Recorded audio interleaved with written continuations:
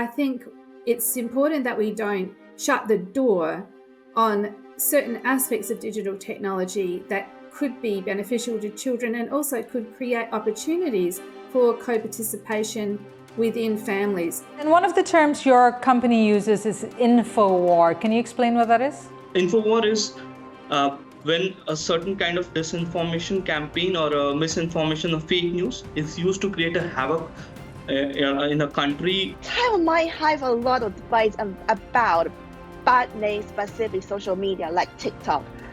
I don't think just like merely ban name, it can work in Taiwan. Hello and welcome to Connected. I'm Divya Gopalan. Australia is looking to ban social media for children. If the legislation is passed, it will be the first democratic society to make social media off limits to minors. Their argument, according to the country's Prime Minister, addictive social media is causing kids harm.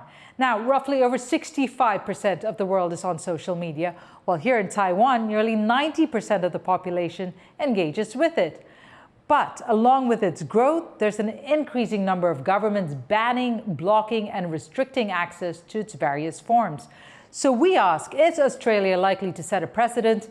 And is a tool that's been so critical in the information age empowering or damaging society? To discuss the use and misuse of social media, we are joined by Rohit Sharma. He's the co-founder and managing director of thinkfi.net from the Indian Tech Hub of Bengaluru. Thank you so much for being part of the program, Rohit. I want to start with this. Social media was supposed to even the playing field. It was supposed to give access to information, which many people probably would have found it difficult to access before. But despite 65% of the world's population using it, how reliable would you say the information is on it? So, see, as more number of people are there on social media, the reliability is always the issue. Unless until monitored correctly, it will be an issue because the disinformation or the misinformation coming out of people will be hard to monitor or to cater to that. So that will always be an issue. But at the same time, since so many people are there on social media, it will be a good part on us to get information from a different part of world. So it will be a trade-off between the reliability and the amount of information that will be get. There will be hiccups, obviously, but the governments or the organizations have to maintain a balance to cater that. All right, so that brings me to what you do at thinkfi.net. You help users gather and analyze data effectively. How does that work with disinformation? The main role is to analyze any information that is in open source. And so social media is a bigger part of it. So we use the APIs that are provided by these social media platform to gather data. But the bigger part is analyzing those data. Because as you pointed, 65 million people are 65% of people around the world are on social media. So the amount of data is very high in a high volume. Plus the amount of disinformation there is very high. So the main part is to analyze the data correctly. Your organization published a paper on how China carried out disinformation campaigns on the India-Taiwan labor deal on Taiwan social media. Can you tell us how that played out? So that was a crucial case study because this was an important MOU which was going to be signed between India and Taiwan. And before even the MOU was made public or information was made public, China jumped into this and they created a huge network of disinformation. And especially for China, I want to point out their modus operandi is to target the country based on the social media platform that is very popular in that country. Here the target was Taiwan. So the T-card and TikTok were used massively. So we gathered data from TikTok and D-card and we analyzed like the different ways in which they were trying to propagate this disinformation so that we can make people aware about their whole modus operandi. And it was actually a successful case study because we were able to not only analyze what the Chinese are doing, but also the impact of that. And we saw that the impact was actually they were quite successful before it was stopped with by the Taiwanese government or the Indian government. But the impact was that there was some negative sentiment among Taiwanese that grew up after this campaign. So I'll say we were able to stop it, but there was a little harm done in that. And one of the terms your company uses is infowar. Can you explain what that is? Yes, sure. So the first thing I'll say is infowar is when a certain kind of disinformation campaign or a misinformation or fake news is used to create a havoc in a country, maybe it may be a state driven or non-state driven. So what happens? I'll say first thing is we realize that there is an infowar going on because till now many countries are not ready to accept it, and people who are there are many people around who are not very much educated about this. So the first thing will be to realize there is an infowar, and to explain you more into this infowar, I'll say those if you see what we analyze in Taiwan, that is a disinfowar. Or if there's another report by us around Philippines, where the Chinese are trying to capture the China Sea, and the way they change the narrative around that is what is a infowar. Right. So you mentioned Taiwan. Put it in the context of what is happening in Taiwan. We had one example of that labor agreement or MOU, but how are you seeing it in a bigger context in Taiwan? Taiwan has been a threat to China always. So anything that will be a threat to China, maybe I'll talk about the semiconductor industry a little bit. So if it's a threat to China, what Taiwan is doing, or if it sees that it will cut down the business in China, it will try to control the narrative around semiconductor industry in Taiwan. The the MOU between India and Taiwan is one such example. So any threat that anything that is a threat to China will try to control the narrative or manipulate the narrative, and for that it will use its big propaganda or disinformation army, maybe it's state-controlled media or a huge network of bot accounts. So anything that will be a threat to China, they will use this infowar against that. So if we look at the bigger picture here, and part of what governments do to contain this infowar is often block social media or put certain restrictions in, and using that as the foundation for their decisions. Often you see governments banning certain social media, banning certain platforms. So how do you balance out freedom of information along with the need for safety on, or trying to stem disinformation on social media? That's a good question. So I'll say the social media has two parts. The default part that comes with it is the freedom of speech. And the second part is it is being used as a helping hand for the infowar. So when you talk about the freedom of speech, Norway or Sweden are the countries with the higher ranking the freedom of speech. And they also have banned certain social media apps like TikTok. So there has to be a balance between them because as you have seen, if a content has to be monitored as well, because when you're giving a freedom of speech, there's always a harm that it can be targeted. It can be used to target certain groups, certain countries. So there has to be a check and balance between the government and the providers of these social media platforms, so that they can maintain the balance and they can maintain the freedom of speech for people as well. They can provide they can help government to curb these kind of attacks. Okay, let's then bring it to where you are, India. How do you believe that social media, or what role is social media playing in shaping public opinion there? So in India, I'll say there's some 850 million internet users, and equal number around will be on social media. So I'll talk about the current Indian elections. So there was a lot of misinformation flowing around. And as I said, social media is being used as a medium for infowar. So that is always a threat. But I see this also as a good thing, because a lot of things get reported on social media that are sometimes hard to reach to people via normal digital platform. So it has helped to get the information to people, right information, but at the same time, there was certain issues or certain cases, maybe from different countries, and I'll point out to China again, that they tried to create some Gen AI content to hamper the Indian elections, and this was, I think, a pre-alarm by Intel and Microsoft as well, that China will be using Gen AI to target Indian elections. So yes, uh, it has both pros and cons, I'd say. Rohit Sharma, great to speak to you. Thank you very much. Rohit is the co-founder and managing director of thinkfi.net, speaking to us from Bengaluru in India. Let's now go to Australia, where the government is proposing laws to block children from accessing social media. They plan to trial age verification technology, they say, to guard them from mental and social harm from social platforms. However, new research from the University of South Australia suggests this may not have the desired effect. Our reporter Shivam Pal spoke with Professor Sue Nichols, who led the study. I led two studies. One was conducted in Australia and one in England. And the participants were children aged about 10 or 11 years old. They're in about grade 5 at school.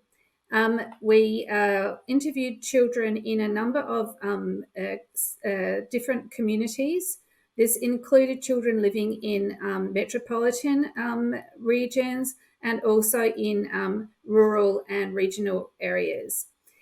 And so we used an innovative methodology that actually asked children to create a network diagram. So first of all, the debates about social media are actually touching on just one part of children's digital engagement. What people tend to really focus on is the main social media apps. We're very familiar with those apps. We know what they're called. What we found from children is that children actually access a much broader range of digital tools, including apps. And they are interested in doing a much broader range of activities utilizing those apps. In fact, social media apps were not particularly popular. They certainly were not the most popular with the children. Secondly, when children spoke about the reasons why they did or did not utilize particular apps, and especially social media apps, they, without any invitation from us, would talk about risk factors. So they would identify what the things that what didn't want to happen and how they desired to remain safe. So in other words, we found that the children's ways of engaging with the digital resources was far more diverse than the kinds of uses that people assume that children are making of them. Why do you believe the benefits of children's access to and use of digital media are often overlooked in these discussions? I think partly the pace of change has been so rapid that it's very difficult for a lot of us to really just keep up, to really know what is happening. To give you an example, we assume that certain functions happen in certain apps, but apps can add functions. And also, I think that adults have absorbed this idea that children are so-called digital natives, and that this means that the children will just necessarily know more than the adults, which is always a kind of, I guess, it's a bit of an uncomfortable thing for us as adults, thinking that children know more than we do. I think it's important that we don't shut the door on certain aspects of digital technology that could be beneficial to children and also could create opportunities for co-participation within families, which is something that children tell us they really value and enjoy. While your findings may include positive aspects, I'm sure there are also concerns. What negative impacts of digital media on children did your research reveal? Well, what's interesting here is that the aspect of cyberbullying is something that is experienced by children, or they know of other children who have experienced this. Now, in schools, I think it's now understood that bullying can take this kind of form. I mean, in schools, unfortunately, bullying has always happened. It's always been something that goes on in the social group of children, and some children do suffer as a result of that. Similarly to the traditional type of bullying that happens in the schoolyard, these are not strangers that are bullying children, they are their peers. It doesn't make the bullying any better at all, of course not. It's distressing for the child, but it's a very different type of a risk and harm than the idea of the so-called stranger danger. Do you support a selective ban and filtering process for children's use of digital media, or do you advocate for a completely open and unrestricted access model? I think the question is, where does the responsibility lie to keep us all safe, including children and the most vulnerable of us? And I would say the responsibility lies with all of us, with all of us. That means that we need the governments to be enacting the appropriate types of legislation, but also we need to have an education system that works with children. We need resources for parents. I think often that is really the missing part of the puzzle. We need to empower parents, and also for parents to empower each other, so that we can overcome some of our fears of digital technology. We also need digital equity, which means that we need to have a look at the inequitable aspects of our society, which means that not every family has got the same kind of resources. And in fact, the literature on some of these harms does tend to indicate that these types of harms are associated with other types of disadvantage, socioeconomic disadvantage, and educational disadvantage. So that is all part of the picture, I believe. That was Professor Sue Nichols speaking about the possible detrimental impact of legally restricting social media for children under a certain age.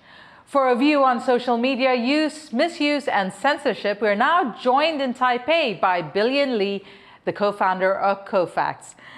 Billion, thank you very much for being on the program. I just want to start with getting you to give us a quick explanation of what Cofacts does and how it monitors social media.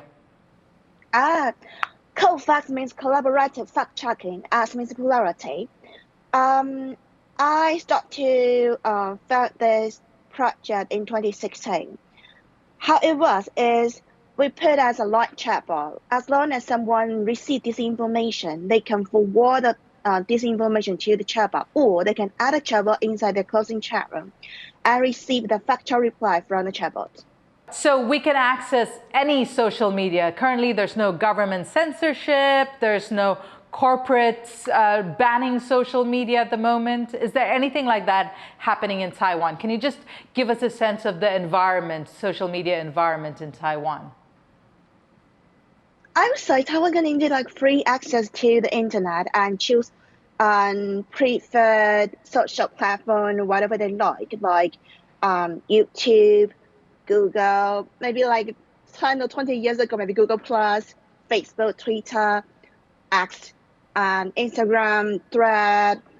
And I suppose as for the censorship part, I don't think Taiwan do have any kind of censorship toward specific words or specific topics, specific statement. The only issue is if they do have like hate speech or attack, hide behind the guise of the free speech. Normally, the big technology company need to handle those kind of content, and sometimes it might get taken down if they really violate the policy, especially for the community policy. So you say you monitor disinformation. What is the biggest source of disinformation?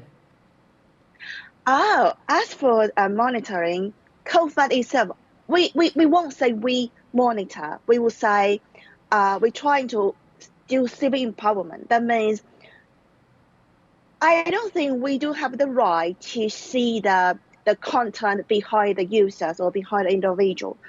At the same time, we provide accessible information or accurate information or verified information to the audiences. the most platform that disseminated dissemination of disinformation in Taiwan might be Line platform. So Line is a very popular messaging app in Taiwan, like WhatsApp. And so can you tell us what kind of disinformation are you finding on this Line platform? For example, they will say the headquarters of the United Nations might move from New York City to China because USA government got veto from over 100 different kind of countries in United Nations. Those kind of disinformation not only include propaganda but also hate speech, like several years ago when Taiwan do have the amendment of marriage equality. This information also say quite a lot of hate speech on same-sex marriage. They say the guy in UK, the guy in USA might eager to get married with Taiwanese guy to reach Taiwanese free medical care. Those kind of disinformation got disseminated on social platforms like Line, but also on like YouTube, Facebook posts, Facebook Messenger, and also influence the people's political decision, also their vote. Now, one of the issues that Taiwan's government, with regards to disinformation and misinformation getting into Taiwan, has to do with China. And as you know, China claims Taiwan as part of its territory and is constantly trying to undermine Taiwan in many ways through, be it chatbots or other kinds of information abuse. Can you tell us what you've been finding as far as messaging that comes from China? As for our observation, actually, I did a quite small survey last year. Over 80% of an individual think of disinformation coming from China. However, for us, we might focus on the content itself rather than where they are from, because you can just switch your location and VPN to change another identity on the internet. However, when it comes to those disinformation, like trying to influence Taiwan from China, we might focus on like public discourse, public opinion, and also political campaign. Like in this year, we might say Taiwan do have the presidential election. And it also focuses on 3 topics. First is domestic issue, like the egg shortage, food shortage. Second, scandal from the politician, like the illegitimate kids, like affair from the vice president or double nationality. Third might be the warfare issue. It also echoed to the war between Ukraine and Russian Federation. Those kind of disinformation trying to influence Taiwanese citizens or to influence the political environment to think of Taiwan is a dangerous area. Taiwan is suffer from those kind of warfare threats and trying to influence the public opinion, trying to influence their vote to vote for peace, not vote for the war. All right, so how do you balance managing the misinformation or, even governments monitoring social media with the idea of freedom of speech? Even though people do have the totally freely access to the internet, however, many instances of like hate speech and attacks, they're trying to influence other public opinion on the internet.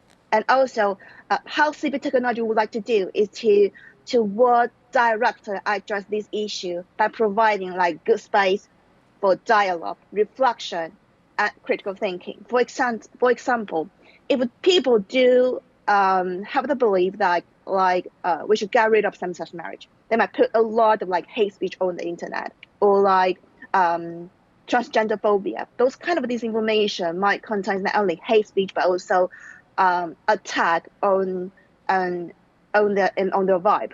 And those kind of disinformation and narrative not only be harmful to the society, but also has a negative impact among the democracy.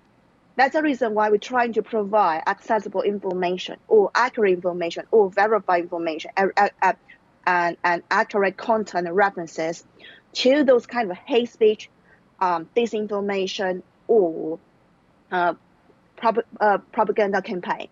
Because that is how we think of how do we combat disinformation, but also we can protect the freedom of speech.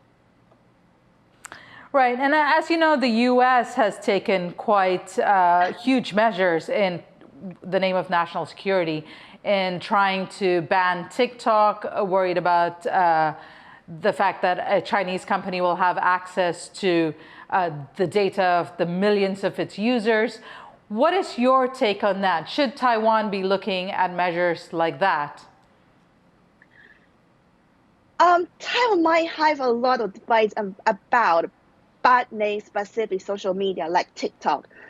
I don't think just like merely banning it can work in Taiwan. Actually, Taiwan can address misinformation, disinformation by regulating how applications handle it. We cannot really like ban a specific software, because as long as you ban it, you can just have another alternative software application or social platform in another case. The issue is, how do you communicate with people? How do you talk to people? And actually, that is why democracy is important, because actually you need to think of what people can do. Or there might be another kind of censorship. People do value the freedom of speech. Right, well said. Thank you very much. On that note, we'll leave it there. Thank you, Billion Lee, the co-founder of COFAX, for joining us from Taipei. And for our viewers everywhere, it has been good to have your company. If you've enjoyed today's episode or have anything you'd like to add to the dialogue, do join the conversation on our social media. And remember, stay informed, stay engaged, and stay connected.